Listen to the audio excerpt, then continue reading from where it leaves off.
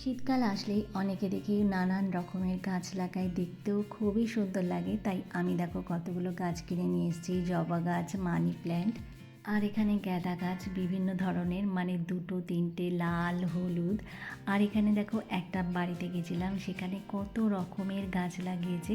আর সেই আঙ্কেলটা আমাদেরকে একটা গাছ দিয়েছিল। বাড়িতে অনেক গাছ হয়েছে, তাই জন্য আমরাও একটা গাছ পেয়ে গেলাম। আর সেটা হচ্ছে একটা মানি প্ল্যান্ট। দেখতেও খুবই সুন্দর ছিল, অনেক রকমের গাছ ছিল। দেখো এই পাতাবাহারি গাছটা আমার কত সুন্দর লেগেছে যে কি বলবো। তা আঙ্কেলকে বললাম এটা আমাদের জন্য একটা করে রেখে দেবেন। আর গাছেও সুন্দর সুন্দর লেবু হয়েছিল। আর এই গাছটা যে তোমরা দেখতে পাচ্ছ, এটা কি গাছ বলো তো? এটা হচ্ছে দারচিনি। মানে এই দারচিনি গাছের ছালই আমরা রান্নায় ব্যবহার করি। আর দেখো আমাদের কেটে দেখাচ্ছিল যে গাছটা থেকে কত সুন্দর একটা গন্ধ বেরোয়। আর দেখো আমি বাজার থেকে কত সুন্দর গাঁদা গাছ আর একটা বেগুন গাছ নিয়ে এসেছি। এর মধ্যে আরও অনেকগুলো গাছ এনেছি, যেমন টমেটো গাছ।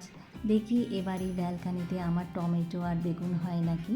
তারপর আমি চলে গেছিলাম বিনায়ককে নিয়ে একটুখানি দূরে, একটুখানি মাঠে গেছিলাম। তারপর দেখো এই মাঠের মধ্যে সব বাঁশ পোতা রয়েছে, মানে এখনও পুজোর বাঁশগুলো এখনও সরায়নি। আর এখানে কত হাতি রয়েছে। সত্যি বলছি দিনগুলো যে কিভাবে কেটে যায়, সেই দিন মনে হলো ছেলেকে বাড়িতে নিয়ে এসেছি হসপিটাল থেকে, আর আজকে এত বড় হয়ে গেছে। আর কি করবি? টাটা সল্ট, টাটা সল্ট, এটা গুড সল্ট। Good salt. আজকে সবাই বাইরের খাবার খেতে চাইছিল, তাই জন্য বাইরে থেকে খাবার নিয়ে এসেছিলাম। এটা হচ্ছে ভেজ রাইস, বিরিয়ানি, আর তার সাথে ছিল একটুখানি পনির বাটার মশালা, যেটা নাকি খেতে খুবই ভালো লাগে। বিশেষ করে ভেজ বিরিয়ানির সাথে এই পনির বাটার মশালাটা আমার তো খুবই ফেভারিট। আর বিনায়কের তো বিরিয়ানি খুবই পছন্দ, আমারও খুব পছন্দ, তাই ভাবলাম একটুখানি ট্রাই করে দেখি। সত্যি বলছি খুবই ভালো বানিয়েছে, একদম সফট আর গ্রেভি।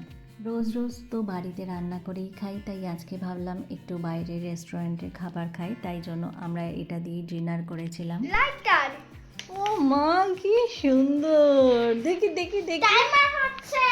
ও মা, এটা কি বলো তো? Wow, speaker, alarm clock, wireless charger. ঠিক আছে, এটা ওয়্যারলেস চার্জার। এটা স্মার্ট ওয়াচে করতে হবে। হ্যাঁ হ্যাঁ।